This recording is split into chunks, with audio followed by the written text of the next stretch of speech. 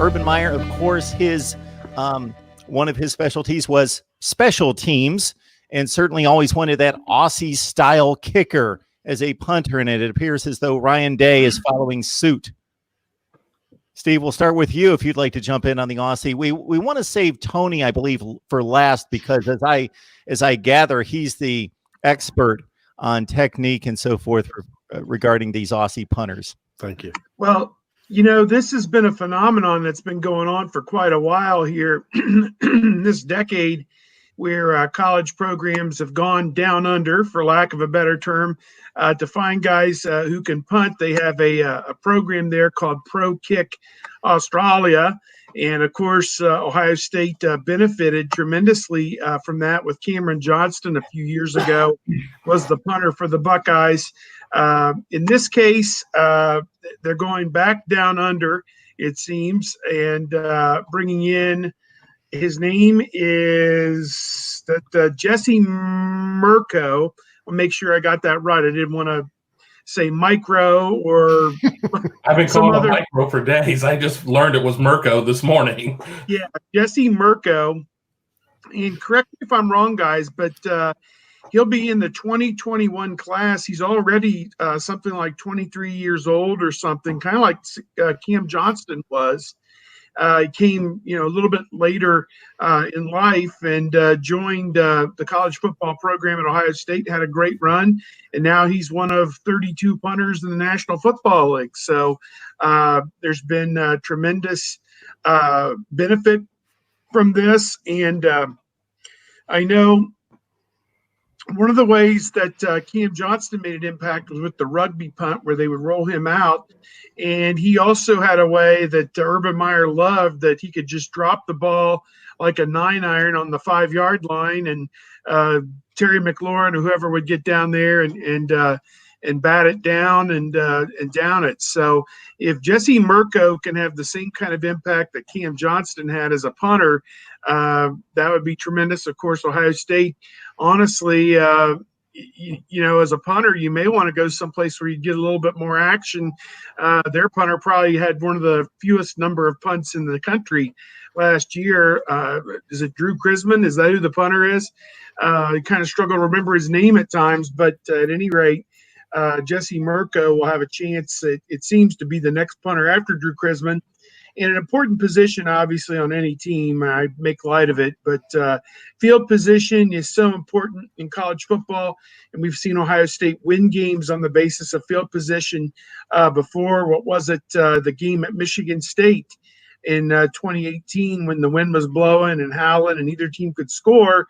I think it was Drew Chrisman and his punting that helped the Buckeyes win the game that day. So, at any rate, an important position filled in a unique way, obviously, with Jesse Mirko from Australia. Australian punters are just, that's what all championship teams are made of.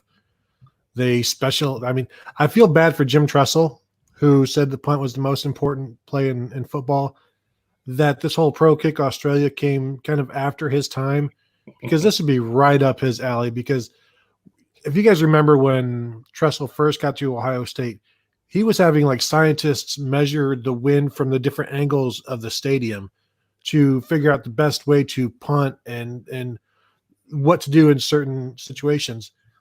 But back in that time, when he had Andy Groom and he had BJ Sander, guys who were really good, they would just punt and they were good at it. But then you get these Australians, they're like trick shot punters, and they can do all sorts of different things. And so they could have melded very well with Jim Tressel's punt thought mind of, we've got a corkscrew wind here, so what we need is the opposite of clockwise that the Australians, like their toilets, do. I think their punts also do that. It's a whole down under thing with the separate hemispheres that makes them really good. But just the different things that they can do, like Steve said, just dropping them, the 9-irons, the runouts, the punting it on the tips of the balls rather than in the middle.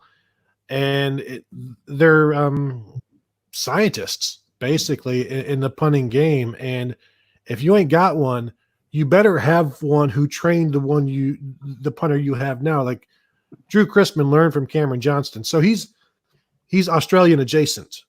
And so now you go from Australian to Australian adjacent, then to Australian Back again. to Australian. Right. Now you're going to be okay. Yeah, actually, the term should be once removed, not adjacent. That's geography. It's just once removed. I did think of a point after the fact, and I know a lot of recruiting fans are concerned about how 0-star Jesse Mirko is going to affect the class and whatnot, and how Ohio State's supposed to sign 28 5-stars this cycle, even though, at least in the Rivals rankings, we don't have 28 5-stars yet. Generally fills out to about 35 or so. But ask Bobby Bowden his thoughts about walk-on specialists. You can't take the chance in that situation. I understand wanting to bring in all of these guys and whatnot, but it all has a funny way of working out at the end that you're concerned that you got 36 guys that want to be part of the class, and generally it's more, but 36 guys within a certain cut in the rankings. It all works out. So for the people who are all concerned about that, relax, don't worry. They know what they're doing. These coaches have recruited a class or two before. Well, and the Ohio State plan to win that was brought by Urban Meyer is all about field position, and that continues under Ryan Day. So if you don't have the battery of the long snapper, and Liam McCullough, I said this a couple weeks ago, he's the only perfect Buckeye ever. In his 4 years, all of his snaps were perfect. And most Buckeye fans may not know who that guy is, but if he screwed up, you would know who he is. And he was on point always, and that allowed the kicking game to be on point. And when you pin defenses, I mean, you can go, we've all seen it in the team meeting room. They've got a field chart of if the opponent starts on this yard line, this is the percent of scoring that they do, and this is the percent of possessions that end up in scoring. And so they take this all very seriously, and the plan to win starts with field position. And if you don't have a punter, then you are going to have some issues with field position. And if you do have a punter, sometimes he's the best player on defense. Yep. And I'll just throw in regarding the recruiting rankings, they're recruiting against Alabama, Clemson, whoever for this quote unquote mythical recruiting championship. Well, those teams every year or every other year need to take a specialist too. I mean, they're going to have a low ranked kicker or punter, one or the other, you would think, maybe in their class. And, it shouldn't impact the rankings. I've long been an advocate that the rankings should only reflect the top 20 prospects in each class, because some schools can sign 28 guys and some schools can sign 21 or 22. And it's an apples to oranges comparison if you're doing cumulative or average or whatever. And again, I have never gotten wrapped up in a team ranking. I mean, if you have a top 10 or a top 5 class, you've gotten enough guys within that class to change the bottom line and put your team in potential contention for a national championship. So if we're splitting hairs over who's number 1 or number 2, I'd consider that to be a very positive situation regardless. I know psychologically it means so much to have the top class, but a lot of times that's pressure that these kids don't really need to live up to. And, whatever, as long as it translates to wins on the field, that's all that matters. And I'm doing this series looking at these past classes. And in the past 30 years, Ohio State's had one class that was number 1, and that was way back in 1996, and it didn't translate to a national championship, although it perpetuated how good Ohio State was, and it allowed them to recruit guys who then helped them win the national championship in 2002. And obviously 2014 the same way. They had in 2011 the number 7 class, in 2012 the number 4 class, and in 2013 I haven't gotten there yet, but that was the Bosa Elliott class. I think they were top, probably 2nd or 3rd, whatever. So you stack 7, 4, and 2 and 3 on top of one another, you're in the championship hunt, no doubt.